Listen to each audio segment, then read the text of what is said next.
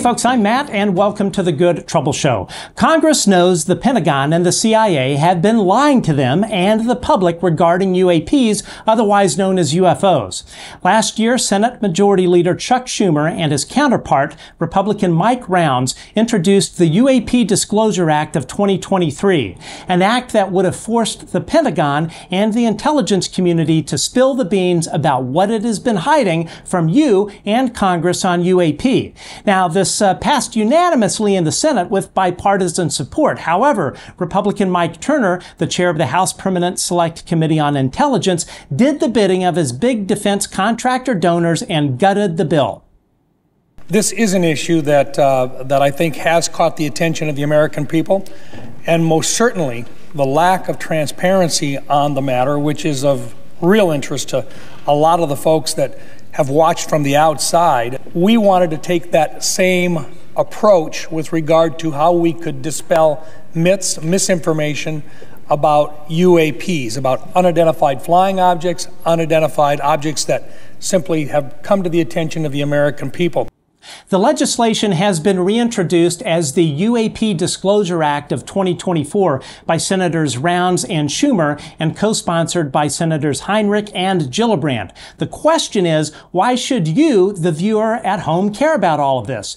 Joining us today is retired U.S. Navy Chief Master at Arms, Sean Cahill. But first, please hit the subscribe and thumbs up buttons on YouTube. Leave a comment and let us know what you think about this episode. You can also find us on X at Good Trouble Show and everywhere else at The Good Trouble Show. You can also find us on wherever you enjoy your favorite podcasts. Just search for The Good Trouble Show with Matt Ford. And as always, we need your help keeping the lights on. You can become a Patreon member of The Good Trouble Show by going to www.patreon.com/The Good Trouble Show. And for the pretty much the price of a coffee, you can support our work. Now, our next guest is a Navy veteran who witnessed the famous Tic Tac UAP incident off the coast of San Diego. He is currently the Global Projects and Program Advisor at Investigate the Unknown. Please welcome Sean Cahill. Sean, how are you, sir? I'm doing well. Good to see you, Matt. Glad, good to see you. And I had the pleasure of seeing you and your lovely wife in San Diego. I think it was last week, right? Yeah. No, it's a really good night. It was a wonderful dinner. It was fantastic. So thank you for joining us. So for our viewers who are not familiar with you, tell us a bit about your career in the Navy. Sure. I spent 20 years in the United States Navy, about 90% of that as a Master at Arms, which is equivalent to a military police officer in the other services.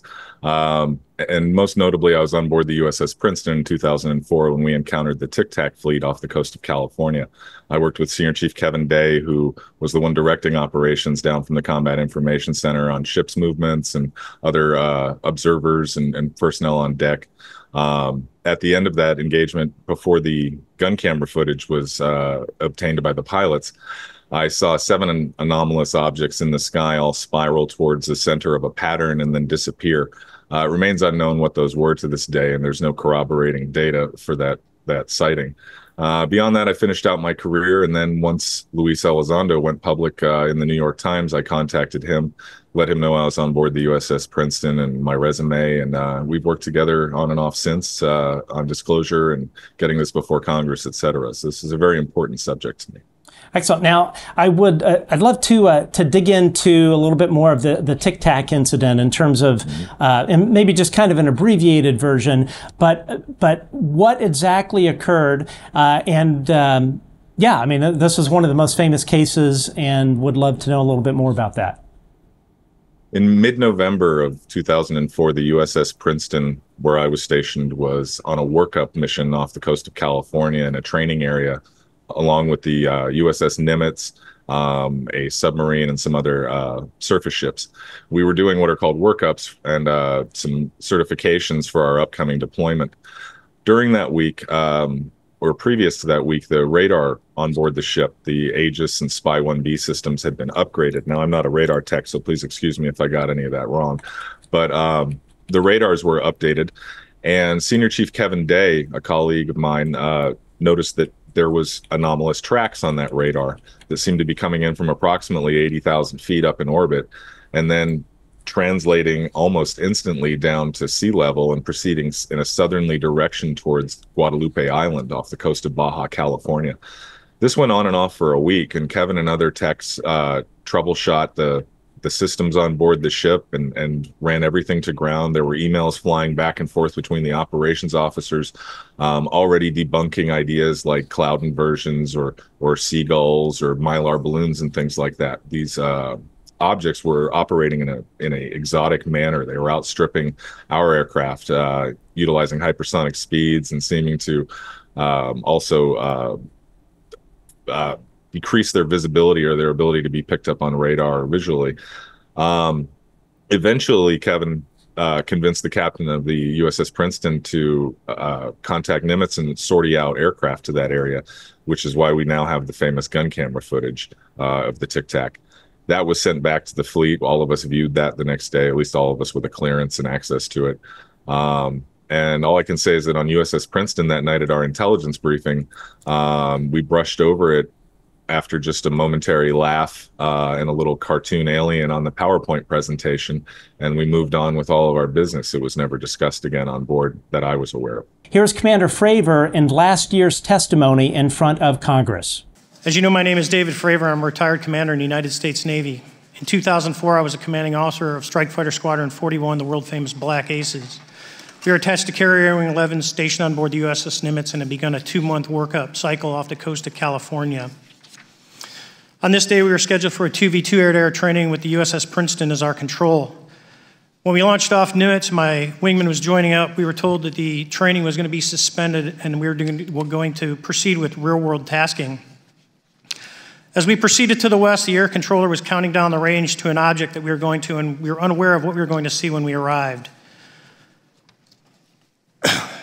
The controller told us that these objects had been observed for over 2 weeks, coming down from over 80,000 feet, rapidly descending to 20,000 feet, hanging out for hours, and then going straight back up. For those who don't realize, above 80,000 feet is space.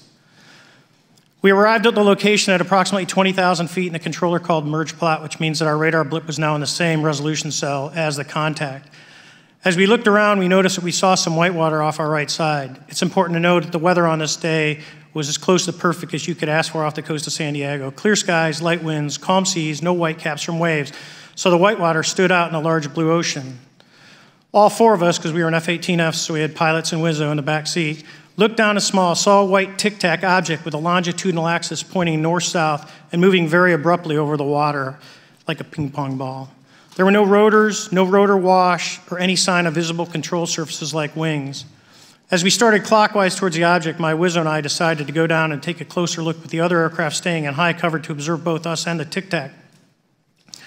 We proceeded around the circle about 90 degrees from the start of our descent, and the object suddenly shifted its longitudinal axis, aligned it with my aircraft, and began to climb.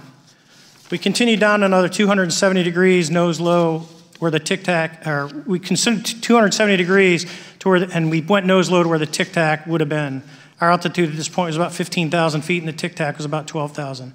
As we pulled nose onto the object, within about a half mile of it, it rapidly accelerated in front of us and disappeared. Our wingmen, roughly 8,000 feet above us, lost contact also. We immediately turned back to see where the whitewater was at, and it was gone also. So as we started to turn back towards the east, the controller came up and said, "Sir, you're not going to believe this, but that thing is at your cat point, roughly 60 miles away in less than a minute. You can calculate the speed." We returned to Nimitz. We were taking off our gear. We were talking to one of my crews that was getting ready to launch. We mentioned it to them, and they went out and luckily got the video that you see, that 90-second video. What you don't see is the radar tape that was never released, and we don't know where it's at, of the active jamming that the object put on an APG-73 radar, and I can get into modes later if you're interested. What is shocking to us is that the incident was never investigated. None of my crew were ever questioned. Tapes were never taken, and after a couple days, it turned into a great story with friends. It wasn't until 2009 until Jay Stratton had contacted me to investigate. Unbeknownst to all, he was part of the ATIP program in the Pentagon led by Lou Elizondo. And there was an official report that came out that's now on the internet. Years later, I was contacted by the other pilot, Alex Dietrich, and asked if I'd been contacted, and I said no, but I'm willing to talk. I was contacted by Mr. Elizondo, and we talked for a short period of time, and he said we'd be in contact. A few weeks after that, I was made aware that Lou had left the Pentagon in protest and joined forces with Tom DeLonge, Chris Mellon, Steve Justice, and others to form Two Stars Academy, an organization that pressed the issue with leading industry experts and U.S. government officials. They worked with Leslie Kean, who is present today, Ralph Blumenthal, and Helene Cooper to publish the articles in the New York Times 2017 New York Times. And it removed the stigma on the topic of UFOs, which is why we're here today. Those articles open the door for the government and public that cannot be closed. It has led to an interest from our elected officials who are not focused on little green men, but figuring out where these craft are, where they're from, the technology they possess, how do they operate. It also led to the Whistleblower Protection Act and the NDAA.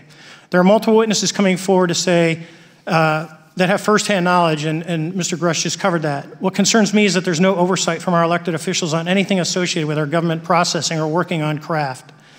Believe it, not from this world. This issue is not a full public disclosure that could undermine national security, but it is about ensuring that our system of checks and balances works across all work done in the government using taxpayer funds.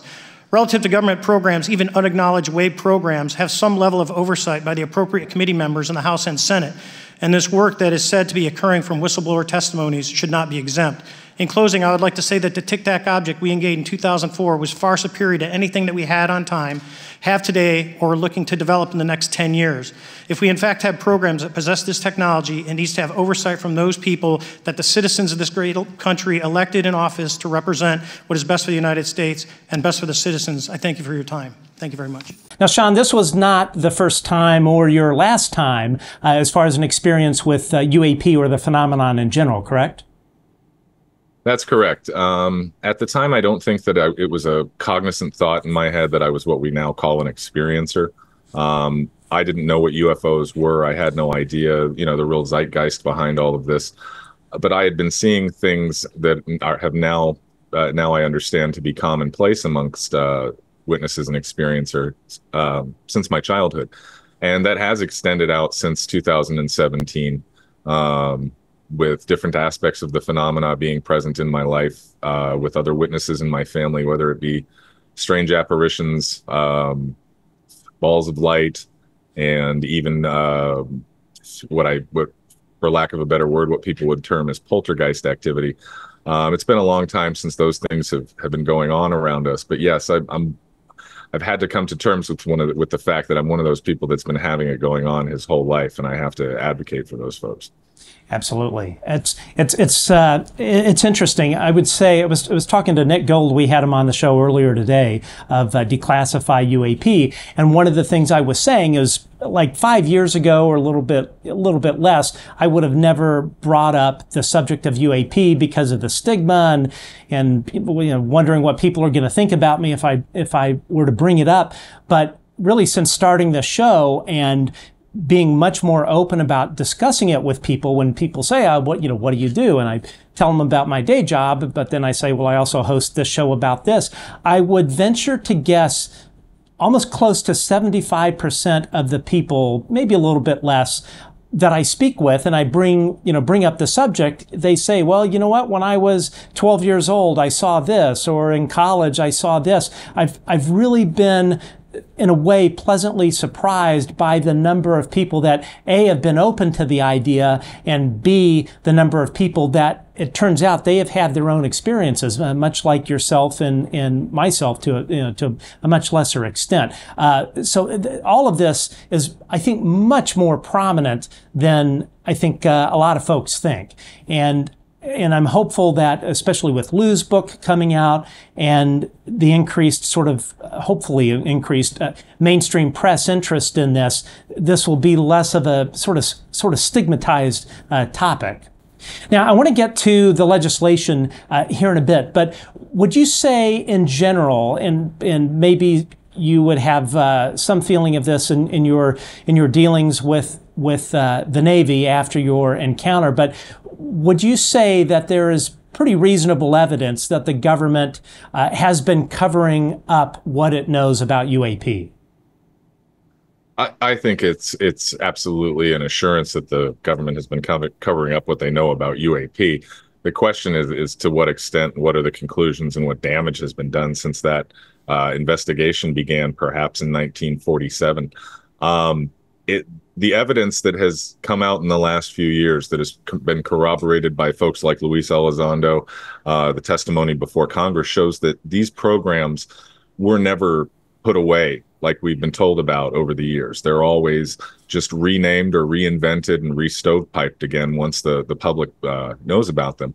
And I think we can guarantee that there has been an ongoing campaign of disinformation and misinformation surrounding this topic, meant to keep people away from it and meant to stigmatize the topic.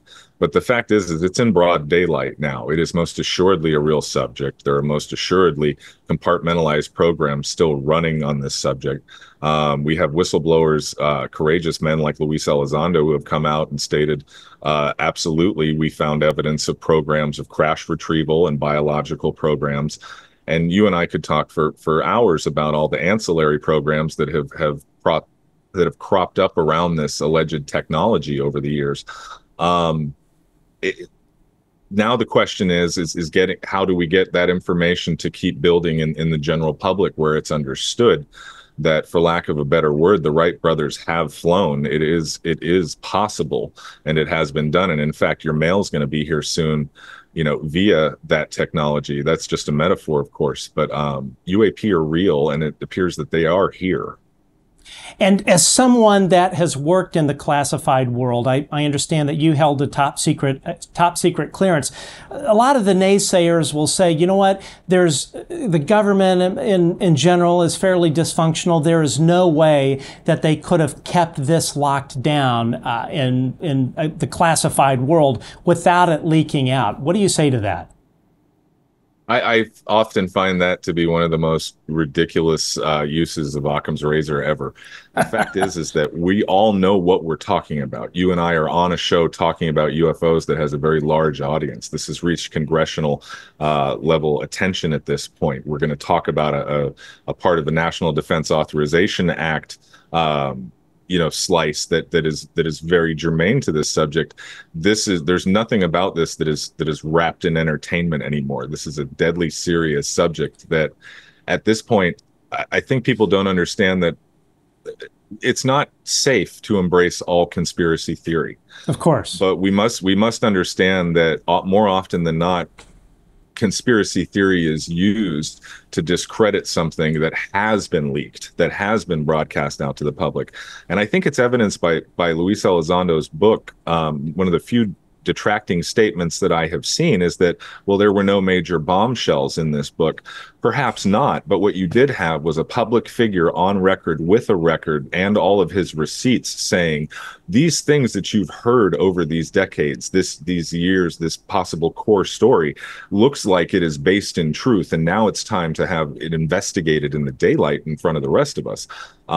So it's peeling back the layers of the onion of BS that have been placed around this subject, whether by entertainers, charlatans, government operatives, or industry plants. It doesn't matter. The fact is we have to deal with the reality of it now and separate the wheat from the chaff. Absolutely. And I'm curious, I know that, for instance, when people go on deployment, and of course you were on deployment quite a few times, you have this kind of like wives club, and wives sort of while their spouses are out at sea for 6 month tour of duty, they talk and they hear things as far as like what's going on the deployment and etc. And in a way, how it's been described to me, it kind of almost sounds like its own sort of like internal network, like an internal CNN. I'm curious, amongst the spouses of men and women on deployment in the Navy, the spouses left at home, tending to things, was there ever much talk of the UAP issue, or hey, did so-and-so, they had another UAP encounter? I'm just curious, on the civilian side, was there much chatter when all of this was going on when you were in the Navy?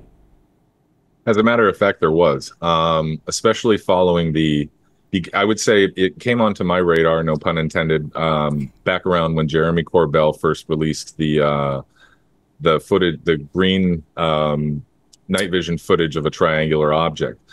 At that point was when it became clear to me that the local spousal network, the support network that remains at home waiting for these people to come home and get back into their lives, that's the most important thing to them, is them coming back home.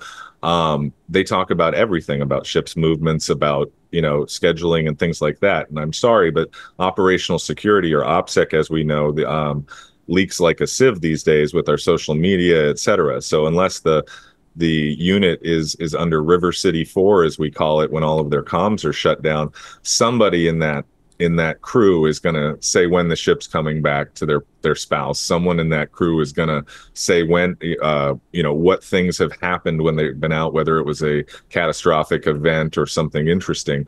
Those things do leak back home to the spouse network. And the fact is that from that point on, from Mr. Corbell's release of that, all the way up into when we went into higher alert due to the war in Ukraine and the conflict in Israel and Gaza, that network was actively stating that our units off the coast were seeing UFOs, that their husbands and wives and sailors out there were seeing these things and being told to be quiet and then pulling back into port. So yes, and until the operational security of the mission clamped down on that ability, it was highly discussed here in that network. Yes. Interesting that one event managed to shut the whole thing down. It must have been fairly serious, especially if spouses aren't hearing about it. I would imagine up the chain they must have really been pretty adamant about no talk about any of this stuff at all. So you don't think it was all of this stuff coming to an end, that our carrier strike groups were no longer encountering this stuff? This was up the chain and just telling them do not talk, correct? I believe it's a mixture of increased operational security due to an increased war footing over in the theater. A larger. I don't want to discuss capabilities, et cetera, but our local bases are in an advanced threat condition due to the conditions in the world and threats by third world nations, et cetera. So when those things occur, when crews usually clamp down pretty quickly on that type of chatter, because lives are at stake in multi-billion-dollar platforms. But no, all of the local discussions I've had, and almost everywhere I go around here, if I'm out in public in a setting where it's appropriate, I end up having a conversation around UAP, whether I'm recognized by somebody locally or by a gate guard going on base, or whether I just strike up a conversation with somebody. Nothing's changed. This has been going on, and as they said down in Baja, when Luis Elizondo and I went down there and investigated for History Channel, this has been ongoing forever. The question, as long as we've been here, the question is the stigma and whether you're willing to discuss it, report it, etc. So I think in the future, as people realize that this is as common, I hate to say that, but as common as it is, I think that we're going to see only increased reports. Now, why do you think, and again, this is just kind of taking a guess, I know none of us really know for certain, but why do you think the government has really gone out of its way, in particular the Pentagon, the intelligence community, and the Air Force, obviously, under the Pentagon, but why have they been so adamant about trying to derail conversation about all of this? Propagating the stigma, all of that. What is the reason? Are they worried people are just going to panic, or is it bigger than that? Well, I think we can almost look at it like trickle down intimidation. I believe there's a level at which these unknowns are well known and well understood, or at least as much as they can be, and that they're being utilized and picked apart and reverse engineered and profited off of. I think that's something at a certain level that wants to be hidden. The machine of obfuscation, the stigmatization. Excuse me, I'm a little. I know I get tongue-tied all the time. The stigma around the subject, all of the defaming and debunking and calling people crazy and things like that have gone on around this subject, when it's clear that people have been investigating a very, very real world topic. Again, it shows that at a certain level, I believe that people in government and in power, I don't usually use the word government because it's so hard to get a lasso around the whole thing, but those people don't want to give up the power and knowledge that they have. There's an area in between where those people are fearful of their own careers purely. It's pure self-interest of stigmatization and what happens to people who do speak up about this. And then everybody below is the peanut gallery. It's the rest of us who are basing it on personal experience, knowledge, what we watch on television, or who we read. And so the question is what is going on at the top? We could steer this back to the bill by asking, why is this monumental historic bill that's going to put us in a new realm of UAP investigation and truth, sponsored by the same people who are beholden to all of the major aerospace companies that people suspect have profited from this over the years? It's a hell of an onion. And I think that Luis Elizondo's book and these congressional testimonies in the last 5 years are about the closest we've ever come to cracking this thing open. But we need a bigger crowbar. The UAP Disclosure Act, while I fully support it, in many ways only gives the people who are hiding this more time to move the pig to a different barn, or it gives the people that want power to help to step inside the building and then shut the doors on everyone else. And we see this over and over again. So I don't think it's courageous enough. It's a step in the right direction, but I fear it's also, letting the bad guys know the cops are coming. Now, some people will say, and I actually had this conversation with someone that is in the military that has visibility into this, and this person said, humanity is not ready for the truth. They can't handle this. What are your thoughts on that? I think we've come a long way in the last 20 years or so. If you had spoken to me 20 years ago, we could have had the same conversation, and while I would have demanded the truth, I would have stated the regular Joe wouldn't understand.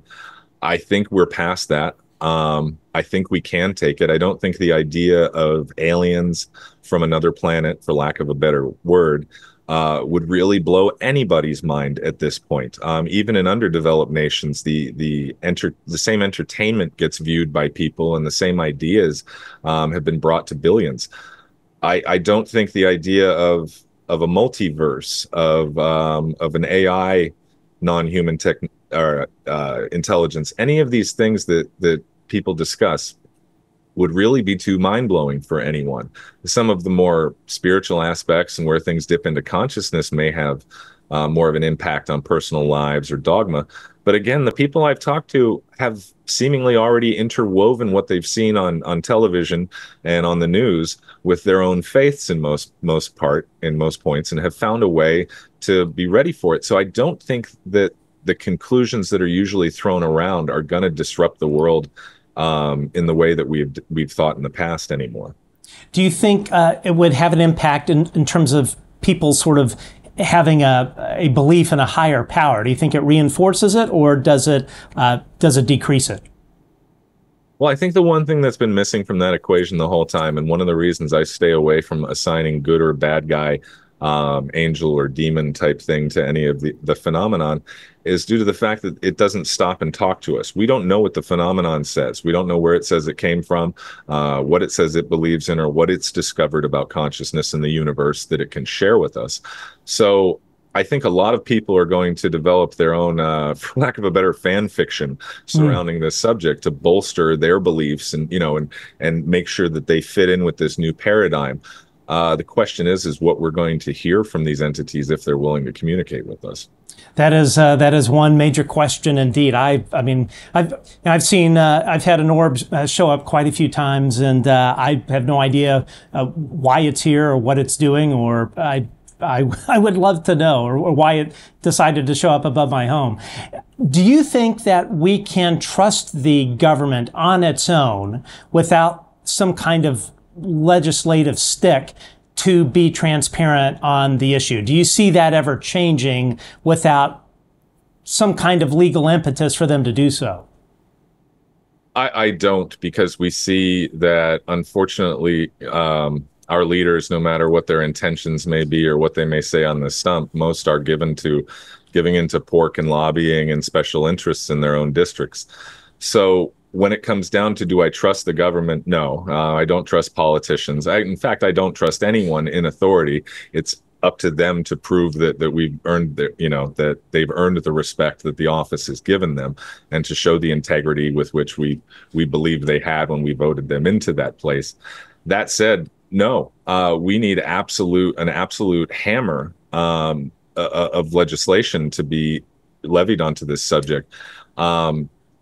the fact is that for perhaps up to 80 to 100 years, some aspect of industry and the military industrial complex has had an advantage over other aspects of those areas. And whether it's civilian industry or public industry or healthcare or any of those other things, if there were advantages to derive from this technology, and if they only went out to cronies and nepotistic connections through these black-hatted networks, I think a lot of people are going to be very upset. We have no idea at this point what may or may not have been developed. We just have the rumor and innuendo.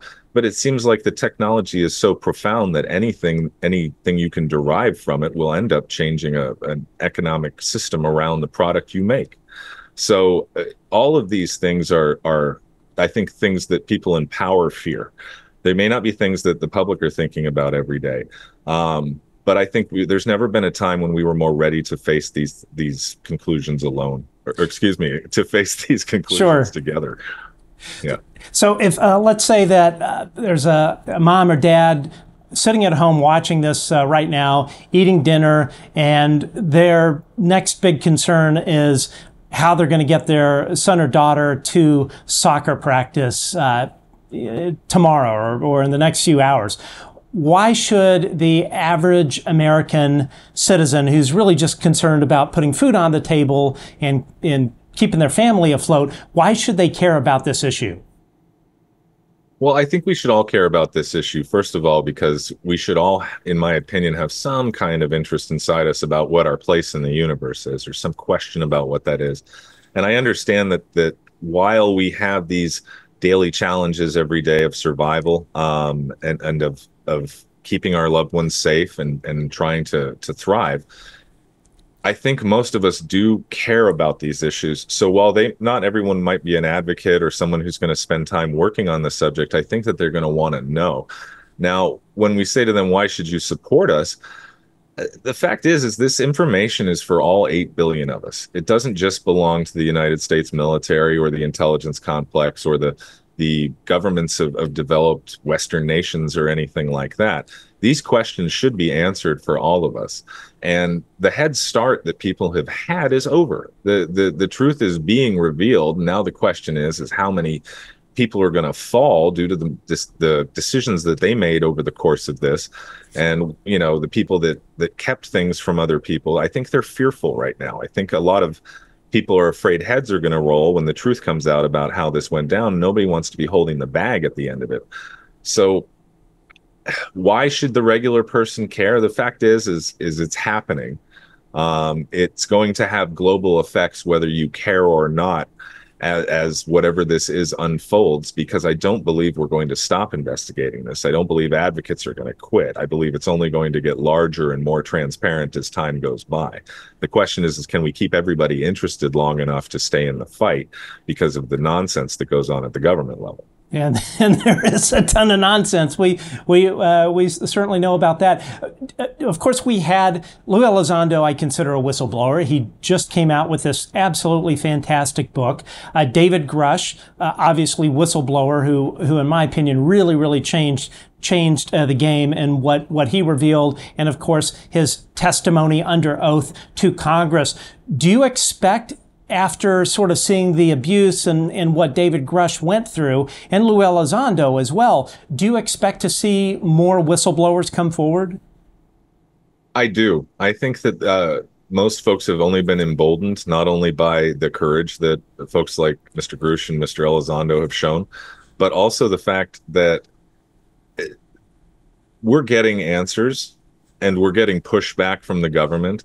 And frankly, the treatment of those individuals has only enraged the people that were supporting them enough already to begin evangelizing more and more people, to show them, to speak out in public venues and speak to friends and say, have you seen this story? Do you know what's going on? Let me show you this book. Like I've never seen before. People are spreading the news around. I think I checked, and I think Lou's book is a #1 bestseller already. Awesome. It's certainly taken over UFO Twitter, as it should, or UFO X. But I don't think this is going anywhere. I think that this is where we have to push forward. This is where you redouble your efforts and you make sure that this gets all the way home. We're not going to be happy until one of these fellas or ladies is talking on camera and telling us where they're from and how fast the ship goes. Right. Yeah, I completely agree. Now, we spoke earlier a little bit about the UAP Disclosure Act, and while it sounds like you would love to see more out of it, and I'm sure other people would love to see changes or additions or anything that gives it the teeth that we all would like, but how I look at it right now from where I'm sitting is that it's the best shot that we have, and hopefully it is a first step to greater transparency, greater accountability. If you were to talk to the American voter right now, what would you say to them in terms of why this legislation is important and why they should get involved and make their voice heard to get this thing over the finish line? I would say that for over 100 years, there's been an investigation into something that most of us have been told is not real. That thing may be from another planet or from another dimension, I don't know, but it represents something that is a level of technology that is so far past ours that the human race deserves to know what's going on with this. We deserve to be able to utilize this technology for the betterment, advancement, and progression of all mankind.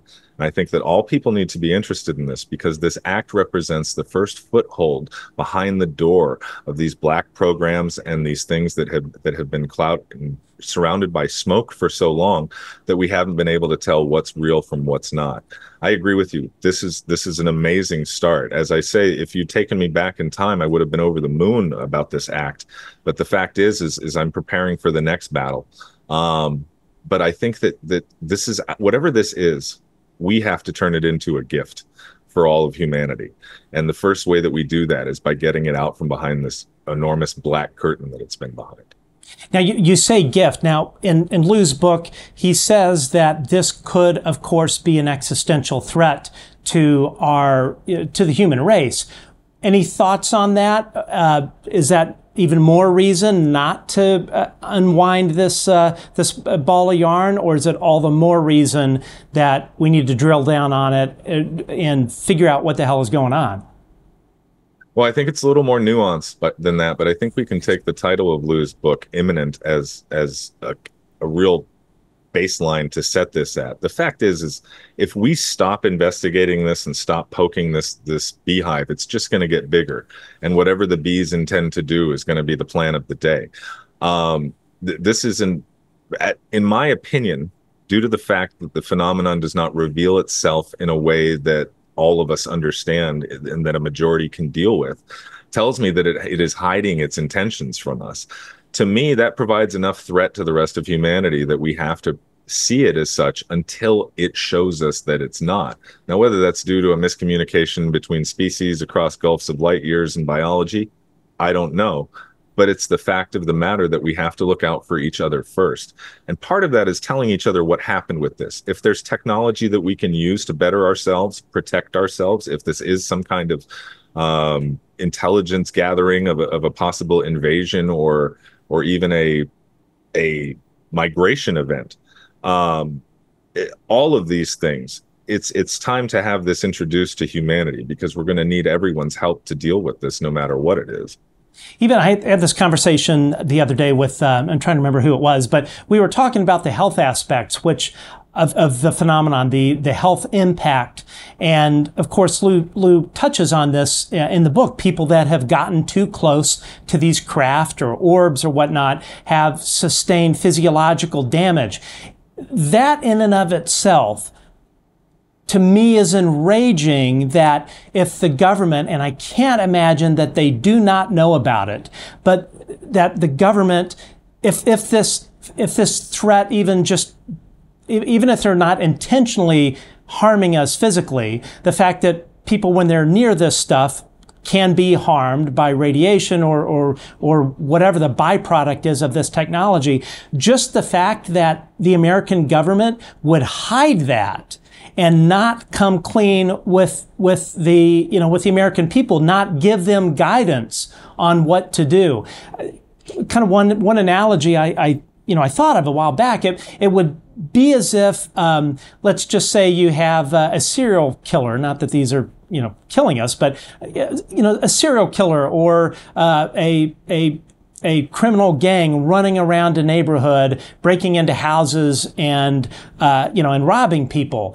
It would be as if the police department or the city decided, we're not going to tell anyone in the neighborhood about it. So people have no idea what is going on. They have no idea what the potential threat is, and therefore they're sitting there. They're not prepared in any sort of way. They're just they're just sitting there completely ignorant to it. And I see a lot of that in how the United States government, the Pentagon, and the intelligence community, how they're handling this. Just from a simple public health standpoint, I can't wrap my head around that thinking.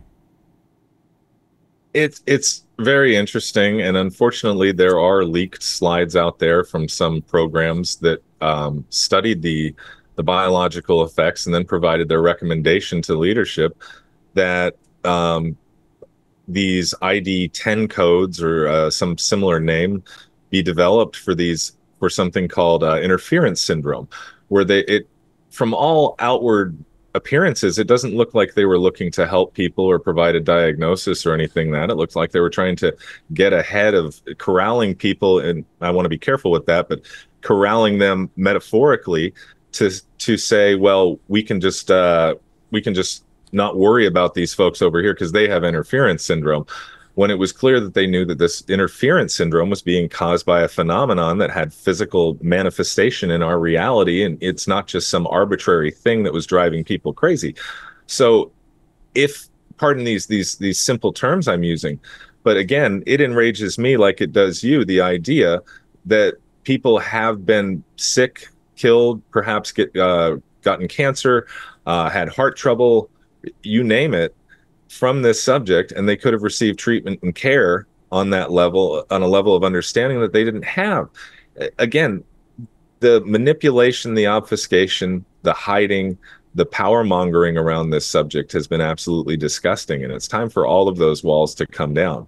And people will ask me, do you think that this technology belongs in the hands of humans? No, I don't. But I don't think guns belong in the hands of humans, and frankly, I don't think anything more than a closed fist belongs in the hands of most humans. But the fact is it's here, and if this starts having over-the-counter applications, bad actors, whether you consider the United States government a bad actor, or whether you're lumping in countries like Korea and people like ISIS, if that's in their hands, it's over for the rest of us. That level of technology, it's something that appears to be even beyond or horrific in a different way if used for evil than nuclear power. Now, as I've mentioned before, the UAP Disclosure Act of 2024, that is now going to be considered by the Senate when the Senate comes back from recess. It's going into a manager's package, and part of what is different with it going into this manager's package for the National Defense Authorization Act is that it does require a unanimous vote in the Senate to pass this, and that is what is necessary to move this forward. So at the end of the year, when the NDAA goes up for reconciliation between the House and the Senate, that's what will put that legislation up for consideration. So how can folks at home encourage and help get this legislation over the finish line? What can they do to make a difference? It's pretty simple to make a difference in this case, because each of us has a vote and each of us has a voice, and you have the ability to communicate with these legislators. Now, all of us has that phone in our pocket or a computer at home, and just Googling your zip code and saying who is my congressman or what congressional district I am will lead you to their homepages, and most of them are very easy to communicate with, whether it's by email, whether by sending a message internally through their system, et cetera, or whether you'd like to send actually a paper letter. But I can say that if you'll take the 5 or 10 minutes that it takes to do that, which is about the same time it takes, a well-worded, important email, then when you go on and tell other people that not only is this something we can do, it's something that I've done, that's inspiring to other people. Most of us don't communicate with government and with our legislatures. In fact, a lot of people don't even vote. So you can show other people the way ahead by doing that, and have your own place in the process as well. I continue to write my Congressman Juan Vargas with no response about this subject. I've written him about 6 or 7 times right now. As soon as I started writing him, I began getting flyers asking me for money. But the fact is this is the way we have to do it. It's what we have, and we can't throw a fit over it. So I encourage everyone, please take the 10 minutes it takes to communicate with your legislators. Sean, we really appreciate that and appreciate you coming on our show. How can folks follow you, and tell us a bit about what you are doing at Investigate Unknown? Well, following me might not be too interesting. I'm not very active on social media. I don't think I've been on Twitter since May. But very soon, in fact, it should be in October, and I want to be careful with that. But our company, Investigate the Unknown, will be launching its app, the NANU app, which will be there to unite people around this subject, give them a place where they can be safe from trolls and from bad actors and debunkers, etc., and where they can find community, where they can share their stories with each other, where they can share photographs, video, where they can see the latest news, but more important, where they can participate directly in the conversation. Discover, discuss, and disclose is our saying at NANU, and we intend to bring as much to light as we can, and then have a conversation around that, but especially having a conversation with people, not just with industry experts or celebrities, etc. We want to elevate the community to find out what's going on at the base level. Absolutely. Well, Sean, thank you so much for joining us. And hopefully next time I run into you, either in San Diego or next time you're on the show, this legislation will have passed and we are well on our way to disclosing what is everyone's right as a human species to know about. Hear, hear. Thank Awesome. you, Matt. Thanks for what you do. You're very welcome. All right, Sean Cahill, ladies and gentlemen.